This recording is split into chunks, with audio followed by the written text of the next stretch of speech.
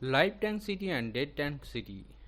Before going through this video, you are requested to please go through my channel and do subscribe my channel, and please click the bell button for notification for videos to be uploaded in future. The figure shows the live tank city construction. Here core with secondary winding is located in the top of the tank, where core is in oil immersed conditions, and the secondary terminal is taken from the core through the insulator to the secondary terminal box. The dead tank type cities with single bushing has been shown in this figure. In this figure, the primary winding is taken through the insulator down to the dead tank where the core is located. Core is in oil immersed conditions, and secondary winding is taken from the core to the secondary terminal box as shown in this figure. The figure shows a dead tank city with double bushing. Here the primary winding is taken from one bushing through core to the another bushing as shown in this figure, and core is in oil immersed condition, from where the secondary winding is taken from the core to the secondary terminal box. Now, what is the definition for dead tank and live tank city? Practically, it is classified on the basis of construction of the cities. In case of dead tank, means the potential of the tank of the city is at earth potential or zero potential.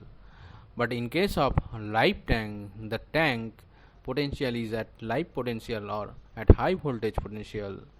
If the core and secondary winding is located in the dead tank, then it is called dead tank type city. While in case of core and secondary winding is located in live tank, then it is called live tank type cities. Now, what are the difference between live tank city and dead tank cities? Number one, in case of live tank city, the core with the secondary winding is housed in top of the tank, which is at live potential. But in case of dead tank city, the core with secondary winding is housed in the bottom tank, which is earth or at zero potential. In case of live tank city, the core and the secondary winding is insulated against the high voltage and housed in the top live tank. In case of dead tank city, the primary winding is brought down to the bottom dead tank and it is insulated from the earth tank and core. In case of live tank city, we insulate the core and the secondary winding, while in case of dead tank city, we only insulate the primary winding.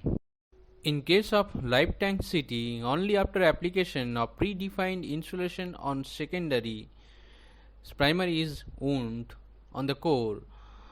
Application of insulation over wound core is easy. In case of live tank city, it is practically difficult to apply the predefined insulation over the primary because the primary needs to pass through the wound core. Insulation in case of live tank city is robust and reliable. In case of dead tank city, insulation is not robust.